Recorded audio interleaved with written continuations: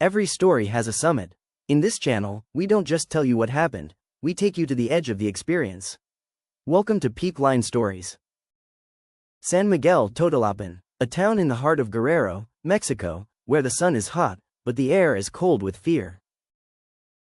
For years, this wasn't governed by the law, it was governed by a man known as El Tequilero.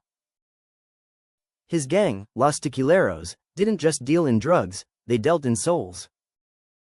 They kidnapped doctors, teachers, and shopkeepers for sport and profit. The local police? They were either dead or on the payroll. In 2016, the town reached a breaking point. But it wasn't a soldier or a politician who led the revolt. It was a woman named Yadira. Isauro de Paz Duque was a local hero, a construction engineer who helped build the very homes the people lived in.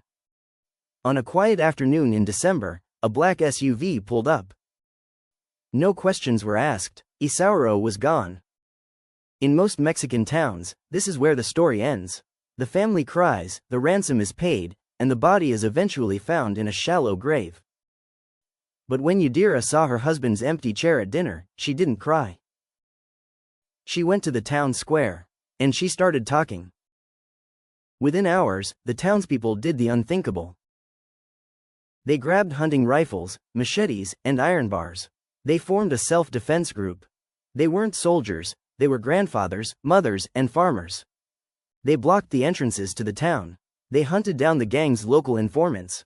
By the next morning, they had 20 prisoners. And among them was a woman who was supposed to be untouchable. The mother of El Tequilero himself. Yadira sat in front of a camera. She didn't hide her face. She looked directly into the lens, knowing the most dangerous man in the state was watching. Her message was simple. We have your mother, Mr. Tequilero. I propose an exchange. I'll give you your mother if you give me my husband. The video went viral instantly. The Mexican government, which had ignored the town for years, suddenly found itself in the middle of a hostage crisis between a housewife and a cartel boss. The standoff lasted 3 days. State police and soldiers flooded the town, not to arrest the gang, but to prevent a massacre. The tension was a powder keg. Finally, a deal was struck.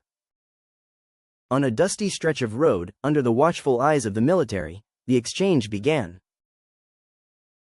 One woman, the mother of a monster, walking one way. One man, an innocent engineer, walking the other. It was the only time in the history of the drug war that a cartel was forced to negotiate with the people they oppressed. Isauro returned home to a hero's welcome.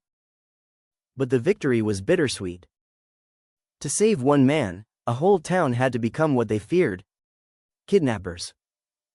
San Miguel Totolapan proved that the cartels aren't gods.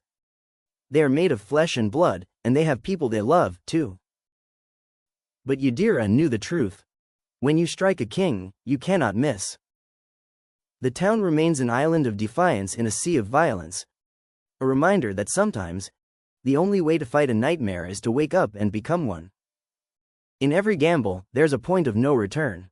They crossed it. This was the Vigilante's gamble, and the Peak Line Stories. I'll see you at the next summit. Thank you for watching. Please don't forget to subscribe and like the video.